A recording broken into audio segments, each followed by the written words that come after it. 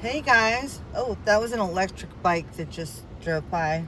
So I'm going to see Matt Rife in concert tonight in Madison Square Garden. We have really good seats, so I'm pretty excited about it. But now I'm wondering if we'll make it because of the good old Jersey Shore traffic. And I'm one of those people that has no concept of time. It's the worst. It's so I can't. Like if I need to be somewhere at 6, tell me I need to be there at 4. And then I'll definitely be there by 6. It's just, you know, does anybody else have this issue? They have attention deficit or anything? Because it's really a trip. Anyway, wish me luck. I have high hopes that we will make it on time. And we'll have a good time. But I'm popping on because I wanted to talk about, of course, the Brian Koberger case and what's going on. There's been a lot of new drops. First of all, we need to talk about Ashleigh Banfield. Ashleigh Banfield is really trying, you know? She's just, it's too much. I know she didn't ask for my advice. I know she didn't. But I want to give it to her, you know? I think she's overplaying, you know, like with the flannels hanging halfway, you know, off her shoulder, sort of, the oversized like flannels. It's like giving me Annie Elise, you know, like she wants to be like the cool chick like Annie Elise, but you can't be the cool chick Annie Elise because Annie Elise is effortlessly cool. That's what being cool is. It's got to be effortless.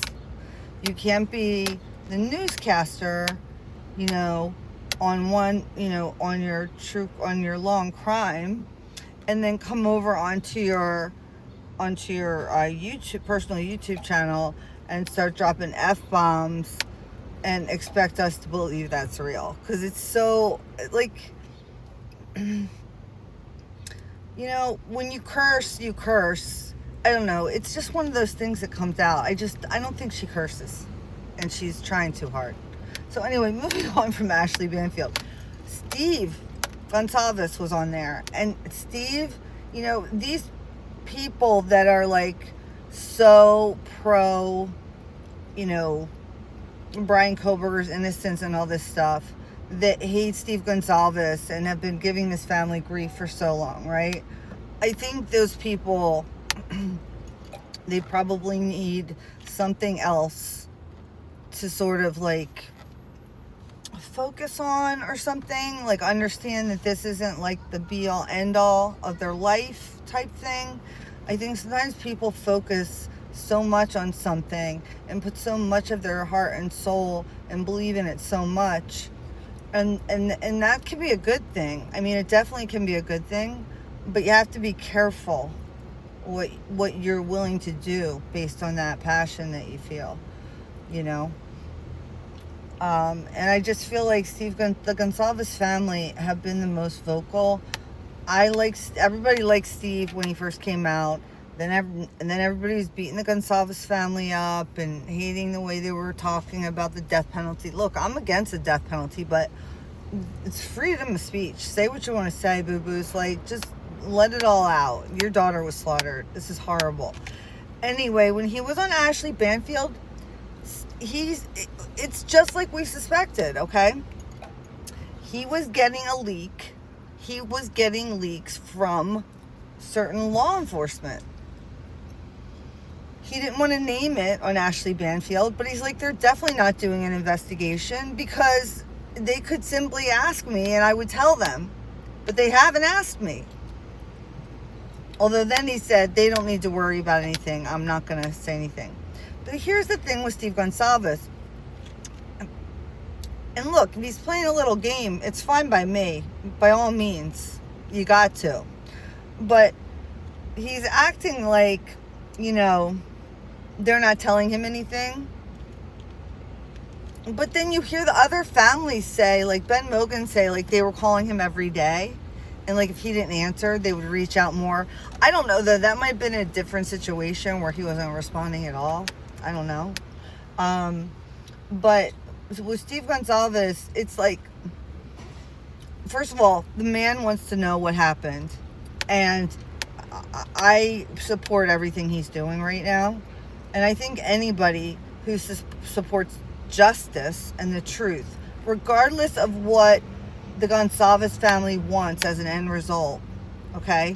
Setting that aside, just seeking what the truth is, Steve Goncalves is on your side. He's on my side. He's on the side of justice and truth. He's not done. He's going to be dropping stuff more and more. He's always said that. He's always said if he had to start saying it, he would, even with a gag order. So I do think he was part of the leak in some way. But regardless, he said they didn't want to hear him. They didn't want to hear anything he had to say. And who says Jersey drivers are not nice? See, they just let me in. Thank you. I just waved. Thank you. Right? They're probably cursing me under their breath. But anyway, so Steve Goncalves doesn't know exactly how many times his own daughter was stabbed. He doesn't know. He doesn't know exactly what the police believe happened. He doesn't know. Which means none of the parents know. And you know, well, I know, anybody who's listening to this and has listened to any of the various things we've talked about along the way here knows how obsessed we've become and what a compulsion it is to look up and find new information and try to connect dots, okay? And this is not our child. Steve Goncalves is in there. I've said this before, or I know I've thought about it, but I'm sure somebody else has said it. They're in the same boat as we are. They don't know anything. I'd be pissed. I'd be pissed. So, and the Goncalves family, like, he's like, okay, we'll just accept it. He's saying that, but that doesn't mean he's not going to talk. And it doesn't mean he's not going to go, you know, and he's ready. I hope some documentary company gets a hold of him or something. I mean, I would do something with the guy. I'm not professional at it, but I mean, I'm all for this man continuing to say things and continuing to talk about things and continuing to prod. The whole thing has stunk from the beginning.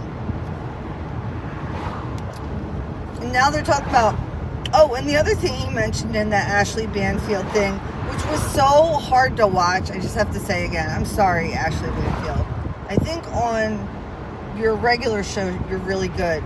But on your personal YouTube, it's tough. You know, I'm sorry. But, and you know what? People may think that about me, so it's okay. You know, not everybody's for everybody. But I listen because I want to hear what Steve has to say.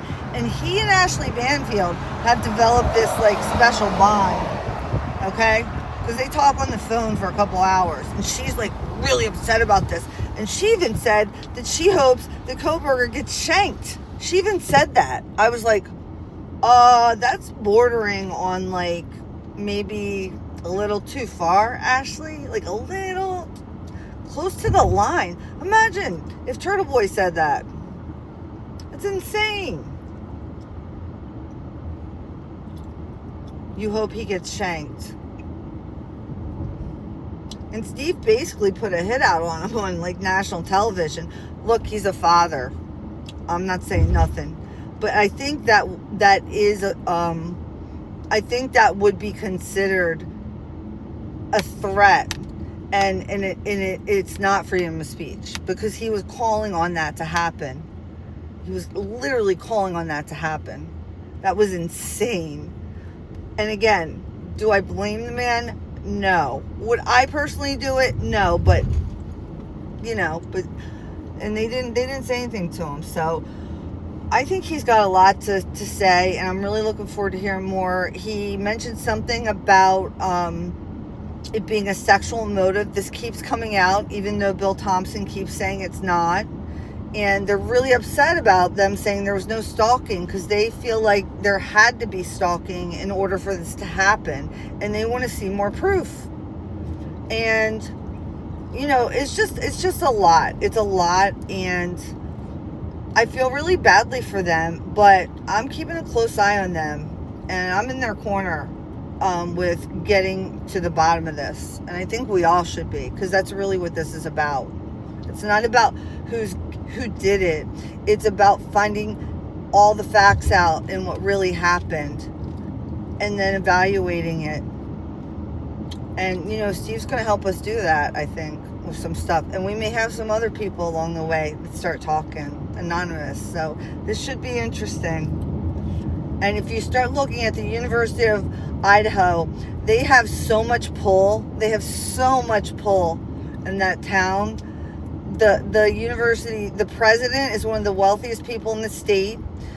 His friend who was at the graduate or at the memorial service, another guy. You got to look into their whole dealings in New York City. They're not good guys. They're corrupt guys. Okay, and corrupt guys cover things up, and it's all they did from the very beginning. Even from parents, the actual parents of the victims.